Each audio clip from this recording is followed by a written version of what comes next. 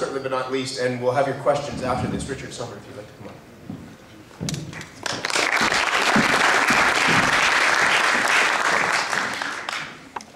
Well, I also want to thank the Canadian Urban Institute and the Market Prosperity Institute and Venice College for putting this together. And I guess also the city center of which with which our faculty is associated. So in that sense, thanking myself a little bit, but really Eric Miller, who has helped organize this. And before I start to advertise an event we're actually going to be holding in this very hall tomorrow in relation to the work we've been doing for Metrolinx on something we call hubbers, which are the way in which urbanization happens around transit hubs. And we're not sure whether it's transit-driven urbanization or development-driven transit, because that's really the dynamic we're looking at today. But our students and some of our faculty have been doing work in this area. We're going to have a panel of experts in both the political, economic, and certainly in the design realm addressing these things tomorrow. So I'm in a slightly odd position here of being a person who really should be a fly on the wall, observing, because I'm looking around the hall, and I know, as Julie said, there are many people here who are much more expert in this, around these issues than I am, partly because my training is as an architect and an urban designer, but also because I'm a relatively new transplant to Canada from the United States. And as with the recent mayor's race here in Toronto, I'm really using this federal election to educate myself about how the political system works here, or as it were, well, usually understanding the parliamentary system and how it works or how it doesn't work. So I will leave all of the questions about taxation without representation between the federal, provincial, and municipal bodies to all of the others at the table who understand this complexity and the statistics much better than I do. And start really by another qualification, which is what I said when I was part of a discussion a year ago last fall about the issues that should have been on the table for the mayor's election. And there are many issues, critical issues about city building and how the discussion was how we bring those to bear on the mayor's race. And I turned to, again, a panel, a group. It was really more of a discussion with a lot of people who had really been important actors in the city on many issues. And I asked them why they thought these complex issues would actually ever be discussed in the election, and why issues of building and rebuilding our cities are not on the table in political discussions today, and why, and why we're not hearing about them, even seeing these things addressed so much in the platforms from the political parties here. So we don't hear, for example, about the role urbanization plays in climate change, or our energy footprint, or the relationship between real estate development, economic growth, and planning policies, or investments in transit and other public infrastructure, or the building of and access to housing. These things are not discussed, and there are maybe some obvious reasons why not. Why the leaders and the political parties are not addressing these things, because they cost a lot in the short term, and any solution you might propose to any of these issues will be divisive and controversial, not only between the rural and metropolitan constituencies, but even within the metropolitan areas. So our politicians are just avoiding these discussions because they are not consensus building things. So if these things are going to be addressed, in many cases they start to be addressed the day after the election.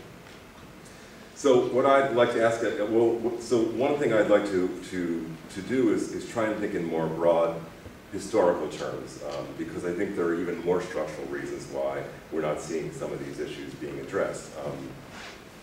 So when we talk about metropolitan areas or centers at the scale of Canada's largest cities, Toronto, Montreal, Vancouver, or we can go on to Ottawa and others that are growing like Calgary, we are really looking at agglomerations that have little precedent in history.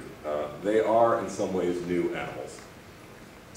The Industrial Revolution produced cities and agglomerations of a scale and complexity in both social and physical terms that we are still trying to figure out how to both govern, plan, and I would say, in addition, design. one could argue that there was, in some ways, a classical period of city planning that began in the late 19th century, when planning emerged as an art to address the unbridled, uneven growth of modern cities under laissez-faire capitalism. This is what happened, I would say, especially in North America, and how various levels of government either had or took the authority to transfer resources and directly guide growth through planning. So there are various ways and various iterations of this. In North America, I would say this happened in a robust way through various mechanisms through the 1970s. For example, in the face of massive disaggregation of cities into suburban patterns of development that automobiles, highways, and mortgage practices helped facilitate. In the middle of the 20th century, many cities, assisted by federal policies and money transfers, were able to build housing and infrastructure to maintain their populations, attract new populations and investments, and really thrive. Based on my understanding, Canada's major cities attained their resilience during this period, much better actually than cities in the United States, and are still actually benefiting from this period of investment in some ways in infrastructure. In the U.S., many of the cities failed at some of these attempts at urban renewal. All you have to do, and I don't have the chart here, is look at levels of investment in mass transit from the 40s until the 70s, and then to now, and to see the kind of huge drop in that level of investment to understand this. And what happened in the 80s, broadly speaking, in the time of Reagan and Mulrooney, is that investments were curtailed under the rubric of privatization and the broader liberalization of the economy. So I would say what we've seen, and what we've seen since then, where city planning is concerned, is a diminution in the value of what I call big picture planning. And this has been, in my view, supported by both the right and the left of the political spectrum.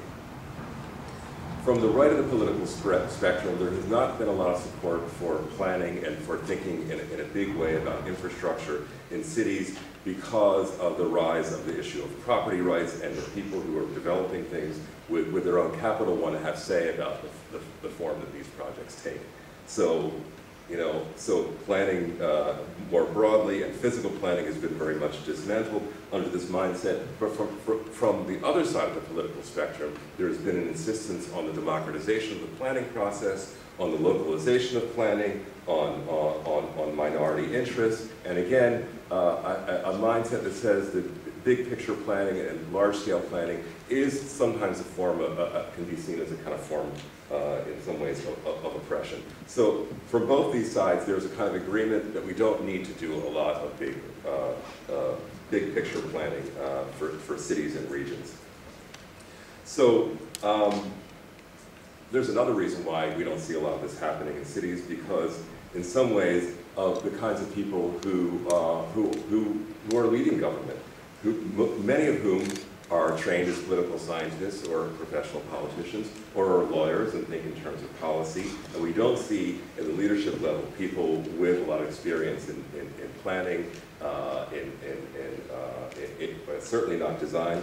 For example, in the United States, there is a federal agency, that Housing and Urban Development, that addresses not only housing but other forms of development. And under the Obama administration, is the first time that this federal agency actually has someone that's trained as an architect leading it. We were both trained at the same school. He worked in government actually for his whole career, but he is trained and understands architecture. And this is actually a strange anomaly, but I don't think it should be as much of an anomaly. So my plea would be, and I don't know how we would get this on the platform, that the federal government is very much interested in investing in issues of human health, in medicine, in high tech, in energy, in resource extraction. But what we should really be seeing is investment in the idea of city building, in the idea of cities as actually a form of innovation. So that, and actually seeing that as an area of innovation, not only for Canada, but that can be exported. And certainly there are European cities that are doing this. We have already policies in place around issues of climate change that are going to require very large-scale and wholesale changes in the form of cities if we're going to reach some of these goals, but we do not have the expertise in place to deliver on these in our governments, in some ways in the kinds of consultants we bring to bear on these problems. I think that would, more than just advocating for a transfer of resources, we have to make this, insist on this as an area of expertise. So for example, when we think about the stimulus that came after the last economic crisis a few years ago,